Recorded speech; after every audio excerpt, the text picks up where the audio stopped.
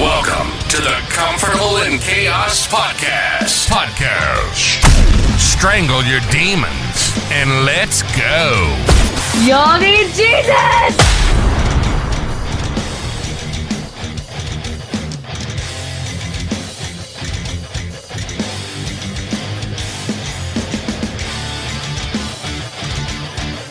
I can see for miles and miles. I can see for miles and miles. I can see for miles and miles and miles. Sometimes we can't even see right in front of our face. Welcome to the Comfortable in Chaos Podcast. I am your host, Eric Hellberg, where we are like Einstein here. We have no special talents. We are just passionately curious about all things pertaining to men. How in the hell did we get here, and where is it that we want to go? Guys, did y'all just hear me hiccup? Yep. Got ready to immerse you guys in knowledge. Knowledge and tidbits of power.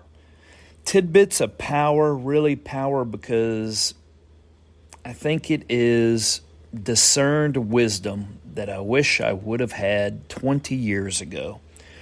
I heard a buddy of mine say, this is what you want to have given yourself 20 years ago to help you avoid some of the pitfalls that we inevitably have fallen into.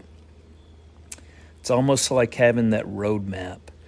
And if you can rely on other good men to give you that map, why would you not follow it? Lessen your mistakes.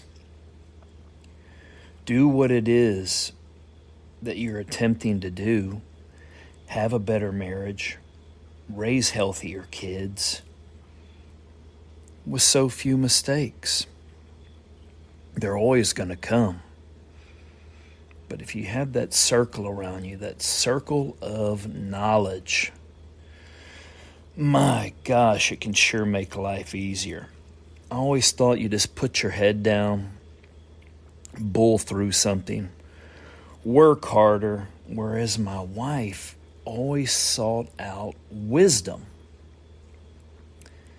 And it greatly improved her chances, I wouldn't say at success, at doing what it was she subscribed to attempt to do in the first place. Two totally different ways of thinking, and I have now, as we mentioned in an earlier episode, made that arc, and I see not only how important that is and was, but is absolutely essential. All that being said, two fragmented ways of thinking, they make a whole, and definitely made us much better. And so I'm richly blessed to have met her and to have her. Where do we begin here today, guys? Like I said, I got ready to do this podcast for you fine men, and I started getting the hiccups. So what did I do to alleviate that? I reached into my humidor. I don't know where I got this cigar. Someone must have given it to me. But it's called Warfighter Tobacco. I mean, just from looking at it, the construction of it, it doesn't look like it's an inordinately expensive smoke. I mean, it's very light in color, but I mean, it has got a good little robust taste for being a light cigar. But if any of you know it, it has an ammo can on it and with a big flame coming out. I've never seen this cigar before. Certainly never smoked it before, but I'm doing it right now to alleviate these hiccups. And it's a real cool, still night. And I'm thinking back to that episode that I did as soon as I got back off the road. I'm going to call that one really just kind of dusting off the furniture. Have you ever been moving at such a rapid pace, and then you just finally sit down and you exhale, and you're sitting down around with the family, and you don't have to do much. You're just happy to all be together, catch your breath. Not much has to be said. And I would say there were a few good little nuggets in that last episode, but it wasn't as impactful as I would have liked. So for that, I apologize. But what it was born of, it was born of a joy to be back with you guys.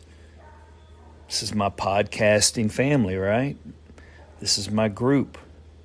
We, as we said early on, we're going on this journey together. And we're basically talking through the big issues of life and interlacing it with a little bit of humor. And hopefully it'll get us somewhere, Lord willing. So, in that note, we said we can see for miles and miles. Oftentimes, we can't even see right there in front of our face. And that is so true. And at the same time, how many people are very adept at playing the chess game of life? My son knows how to play chess, and recently I started playing it with him. And I guess my biggest obstacle to playing chess before was simply that I didn't want to work that hard to have recreation. And chess is hard work. It requires some serious brain power. You're trying to anticipate everything, several moves in advance. So with respect of those anticipated moves going forward, I think that is the correct way. There is something much more to than simply working hard on what is directly in front of you.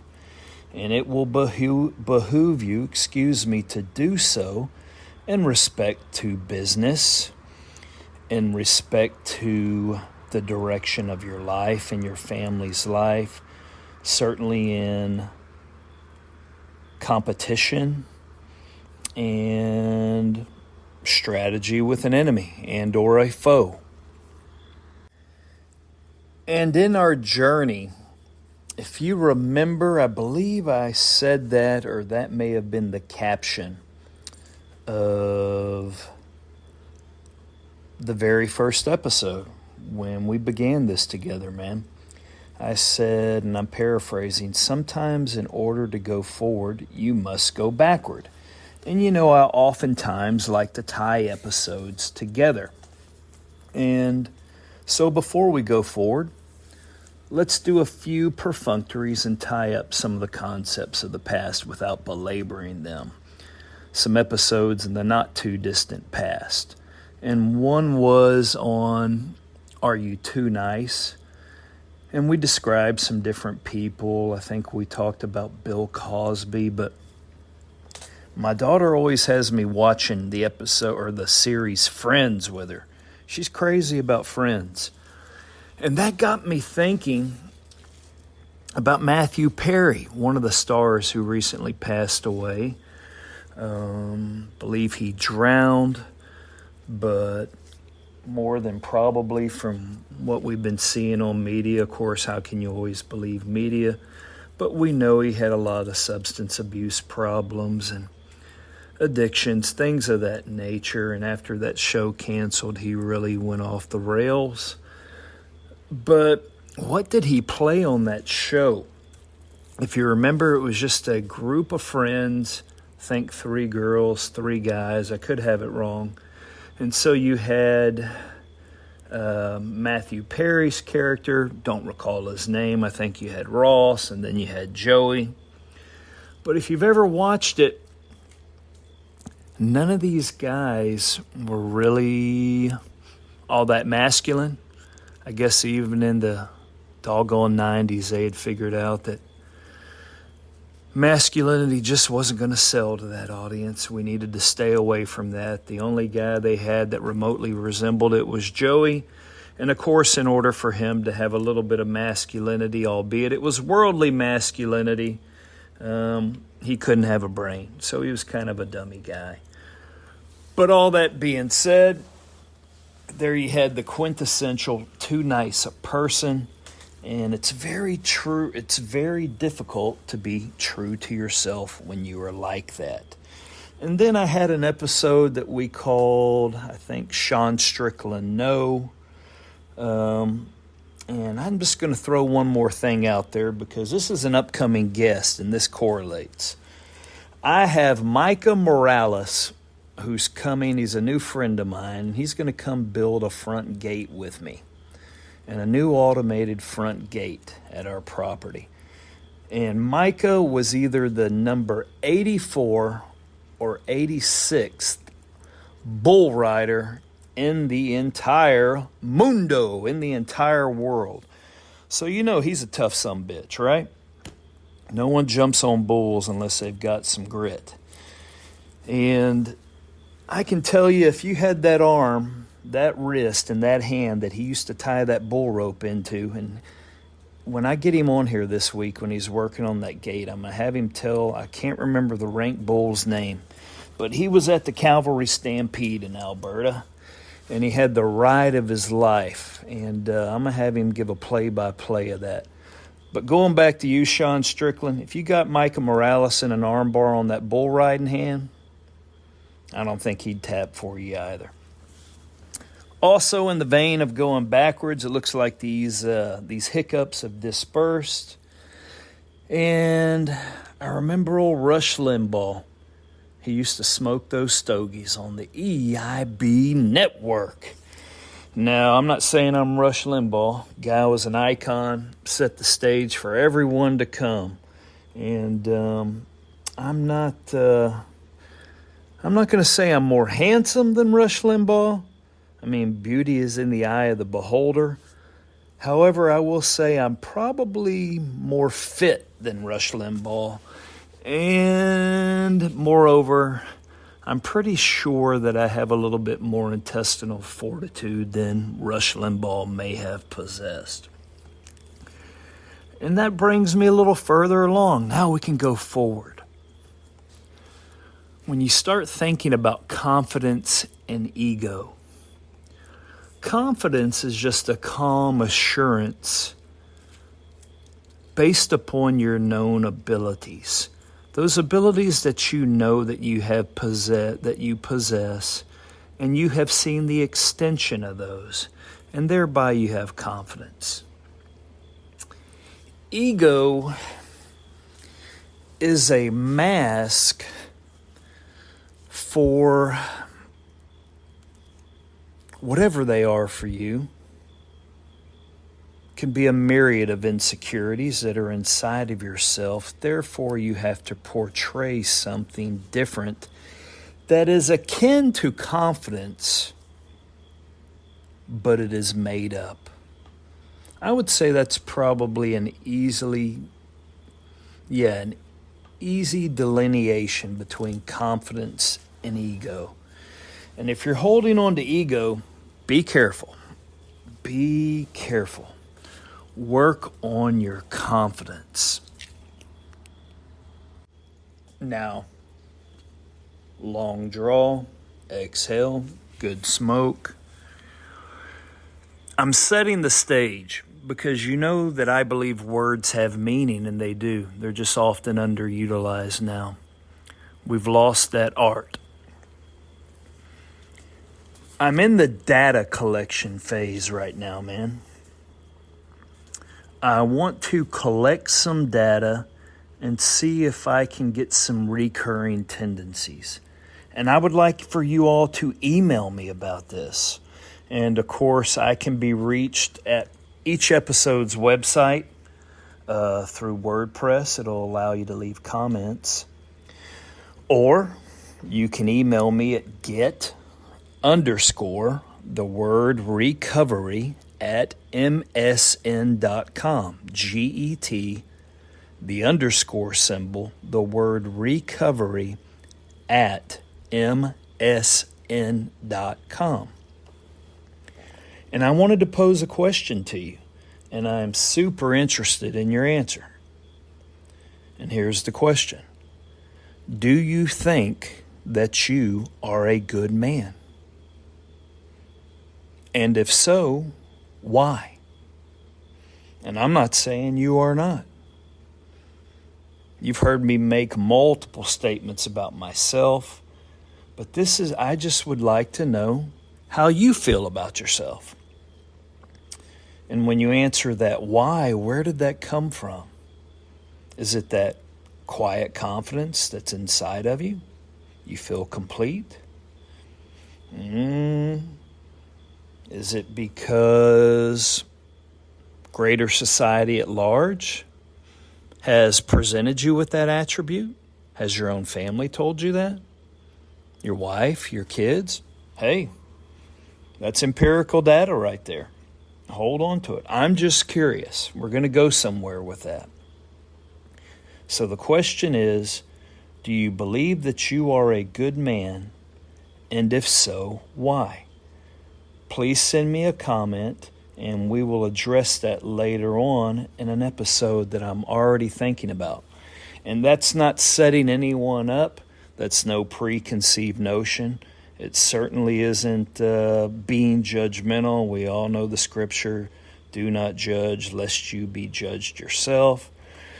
I think that's also open to interpretation because we have to judge people every single day. We have to judge people for our own safety. We have to interweave in and out of organizations, co-workers, family members, just general people in the world.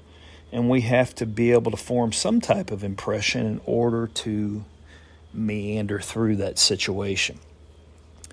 What I think that scripture actually means, and I hope no theologians jump on me, especially some astute people like a John MacArthur, a Vodi Bacham, a Paul Washer, is how could you cast judgment on someone when you know you're a fallen man, i.e. a sinner, and you still have unrepentant sin in your own life?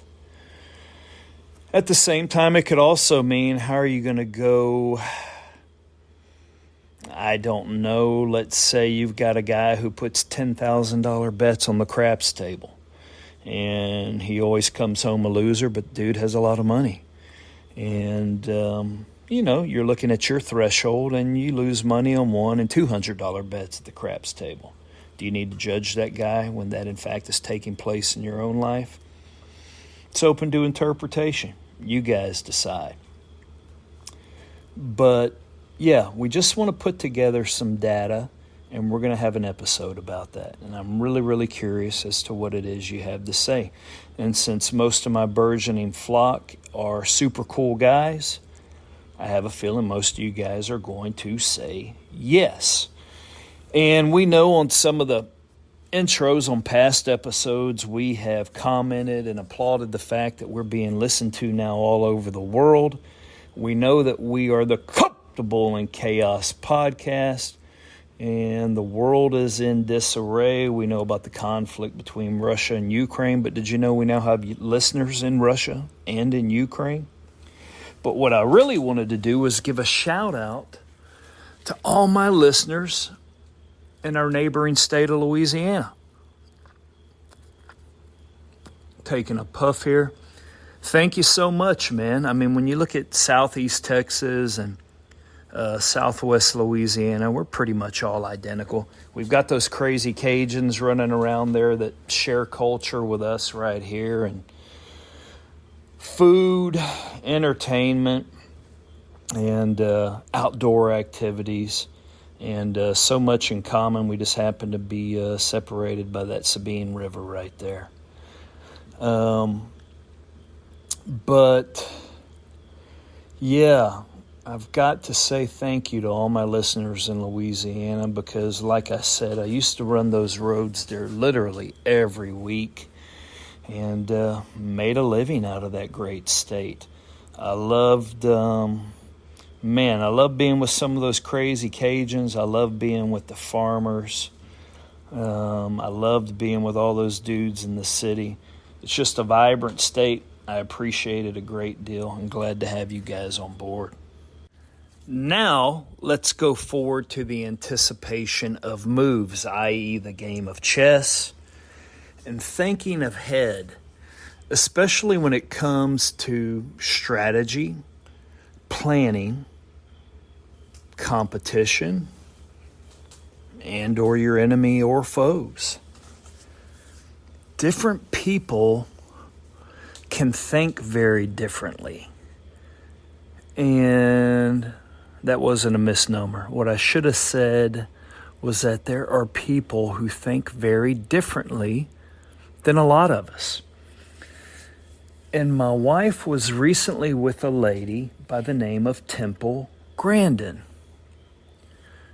And since she emceed the event, she didn't get the opportunity to really speak to Temple that much. But what they did say really got my wife to thinking. She had not met her before. In fact, she did not know her. Neither did I. But she gave my wife a book. It's called Visual Thinking: The Hidden Gifts of People Who Think in Pictures, Patterns, and Abstractions. And then she has a movie. I'm not sure if it's on Amazon Prime or Netflix, but we watched it. Truly amazing. This was a lady born autistic, but she had a mind that was like a series of gears. And the title and the caption of her book is exactly how it worked. It was almost like a NASA engineer at play at all times. And what she ended up becoming famous for was redesigning slaughterhouses and feedlots to be more humane domiciles for the cattle that they grew, took care of, and then ultimately harvested for our beef production. And what she reckoned, since she was a cowboy, what she reckoned was that you could design some things based upon these animals, if you want to call it their herd and or social mentality, and design it more ergonomically where it was less stressful for these animals.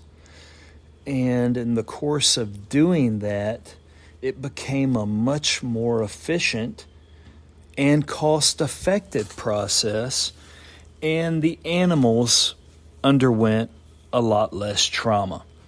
In fact, Temple Grandin ended up being able to communicate with these livestock probably better than all the cowboys around there. And she was so different despite her autism.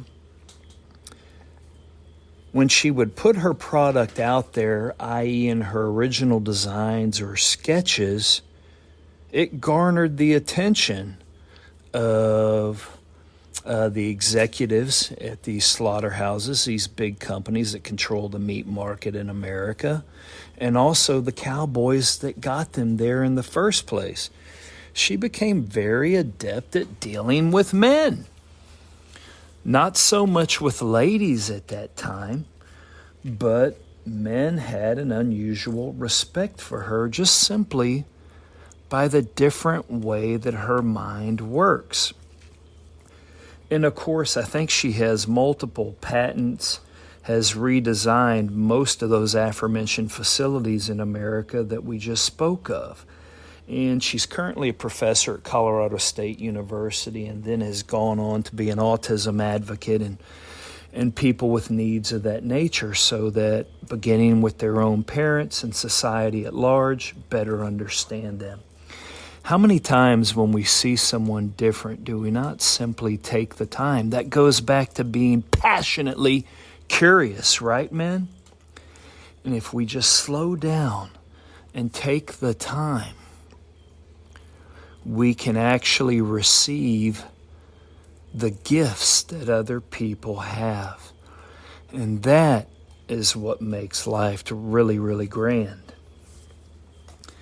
So she was a forward thinker who could think very much in advance. Another one that really got my attention, also a lady, we just recently watched the movie Golda. And of course, that's talking about Golda Meir. And she was Prime Minister of Israel during the Yom Kippur War.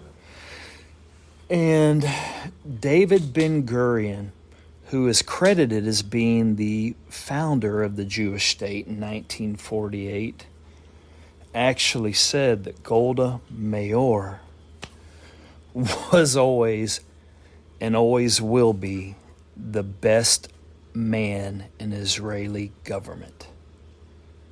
She was that astute, could form that many alliances, get so many accomplished men to work together, people like Moshe Dayan, Dada, Ariel Sharon, and she was the bulwark for Israel. An incredible lady, a very different lady. But somehow, these men had the utmost loyalty for her. But that was because of her ability to think and plan several moves ahead. Fascinating story. It just shows you how all these different pieces can come together and put together this illustrative and vibrant jigsaw of life. It's the jigsaw of life that we all need to get our hands on and eagerly anticipate building for one another. And I am going to finish with that, man. Until next time on the Comfortable in Chaos podcast, I bid you bon voyage, my burgeoning flock. Until next time, like and subscribe to the Comfortable in Chaos podcast.